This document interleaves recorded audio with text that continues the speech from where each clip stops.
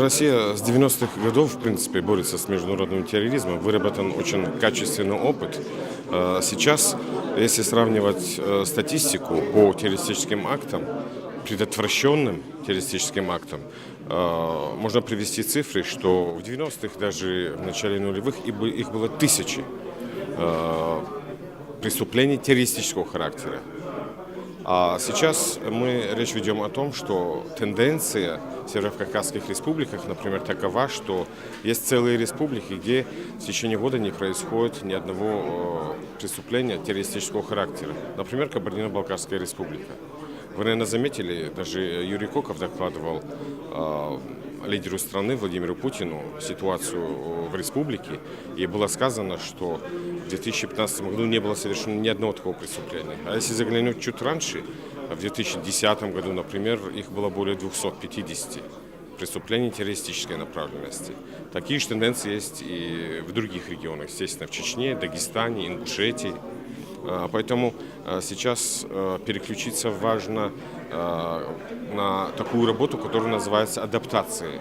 И при исполнительных властях сейчас в республиках Северного Кавказа существуют адаптационные комиссии. Естественно, действуют антитеррористические комитеты, и параллельная работа с адаптационными комиссиями говорит о том, что мы зачищаем весь этот круг работы, связанные с терроризмом, потому что надо сейчас разобраться с вербовкой, это очень важно.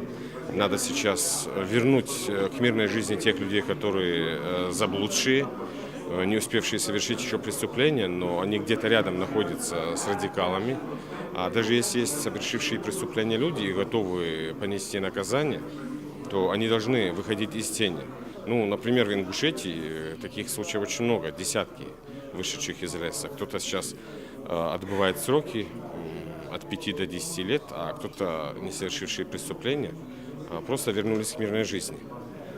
Сейчас в Кабардино-Балкарии, если вы заметили, буквально совсем недавно рассматривали дело, когда адаптационная комиссия заступила за одну из женщин, которую считали пособницей террористам. Вместо реального срока она получила условный срок. Это говорит о том, что все-таки речь не об уничтожении или об одностороннем проведении операции по уничтожению членов подполья, а о том, чтобы все-таки заниматься тем, чтобы вербовщики были каким-то образом обезоружены, чтобы работала и эта сторона. Поэтому идеологическая работа, силовая составляющая, если будут идти параллельно, то шансы большие есть. Цифры, о которых я сказал, как раз таки они очень важны для того, чтобы перенимали у нас опыт, в том числе, конечно, европейские страны, учитывая то, что произошло сейчас в Брюсселе. Мы тоже думали, что несколько локальных будет атак или террористических актов, это все успокоится. Не успокаивалось. И поэтому серьезно надо браться за все это. Провели реформу серьезнейшую правоохранительных органов, глубокую практически у нас в стране сейчас, что дает свои результаты. Оперативники возвращаются к работе, потому что заработная плата, во-первых, совсем другая, а во-вторых, отношение тоже меняется.